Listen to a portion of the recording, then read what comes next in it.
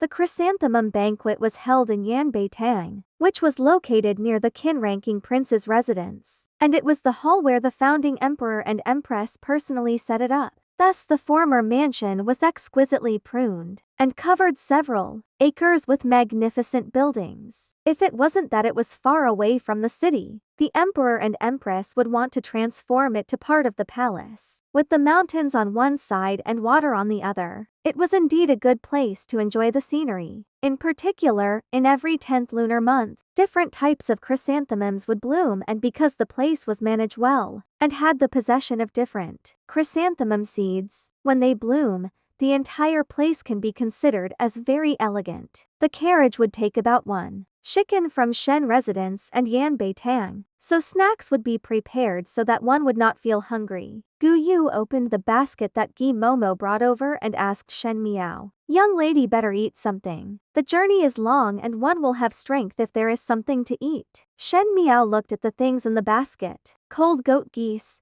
scallion rolls, spicy and oily drumsticks. At first glance, it would make one's mouth water as it was colorful and savory. Unfortunately, the flavor of these things were just too heavy. Like the cold cheese and spicy and oily drumsticks were easy to smudge the lip rouge, and if one was not careful, it would be easy to make one's clothes dirty. Gi Momo really put in utmost care when preparing these food. The courtyard battle between females was about some tricks that was done in the dark to make others stumble. But Shen Miao was previously in the inner palace of Ming Qi, and her opponents were the concubines who were fighting for favor, thus the stakes were much higher. These kind of tricks were really nothing at all. She shook her head and let Gu Yu cover the box up and spoke to Jing He.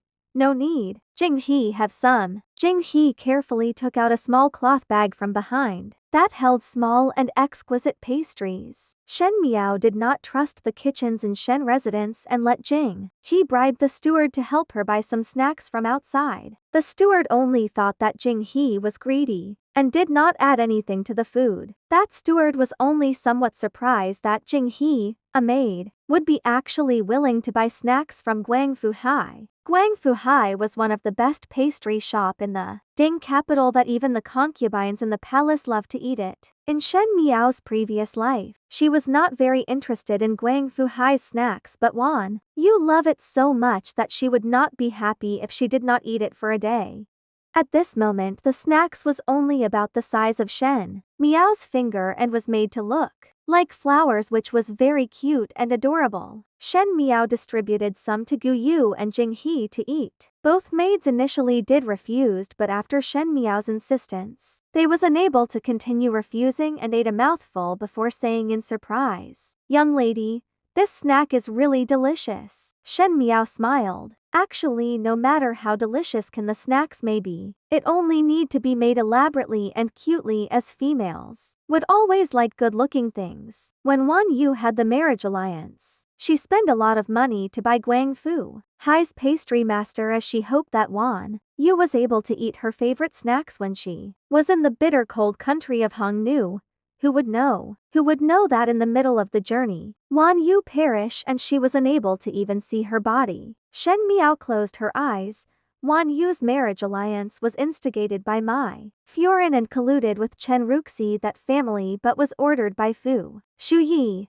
In this lifetime, not one of these people should think about running away. She want these people who cause Wan Yu's death to pay back hundreds and thousands of times. Gu Yu was eating the snacks in relish when she looked up and saw Shen Miao's cold and chilly look, as if it was a noble lady in a high position having a killing intention. In that moment, Gu Yu seemed to have seen Shen Shen's shadow. Shen Shen was someone who had killed others and seen bloodshed in the battlefield. Thus when he became angry, the ferocious came from his bones. At this moment, the look in Shen Miao's eyes was exactly the same as Shen Shen's. She almost choked on a snack and had to swallow it down strenuously before asking carefully, "Is young lady uncomfortable anywhere?"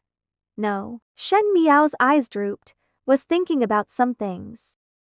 Fu Shuyi would also be present in today's chrysanthemum banquet. Not only Fu Shuyi, there would be several brothers of Fu Shuyi would be present. There were currently 9 princes with each their own merits. Thus each of them had their own camp. But Fu Shu Yi had the most harmless appearance and had slightly better relationship with the Crown Prince's fraction, who knew that at the end the Crown Prince was ousted and Fu Shu Yi was the heir apparent. She did not intend to help the Crown Prince, as the imperial family of Mingqi was the most ruthless. They see all those vassal families whose ancestors helped to found the empire as an old dogs. It was these dogs had helped them to hunt down the rabbit. But when the rabbit was in the bag, they were worried that their dogs would kill them, so they drain the dogs to the last drop of blood before killing and cooking them. The world was heartless. The heir to the throne was not just. So on what basis was there to require the loyalty of everyone? Why not watch how a dog would bite another dog? Shen Miao's lips slightly hooked up. There was a number of noble family who had arrived at Yanbei Tang. Although in today's academy, examinations would not differentiate males between females, the banquet divided the guests by female and male seats. At the male seats, many youths and their father quickly greeted one another, as it was natural to build up relationships between families to support one another, as these youths would one day take over their fathers to support the entire family. More friends were always beneficial. The female side would not frequently meet up as the males, thus the women often gossip among themselves and the young ladies would have their fixed group of friends, as they would chat together in every 3 to 5 days. They were both nervous and looking forward to the chrysanthemum banquet. They would also occasionally look up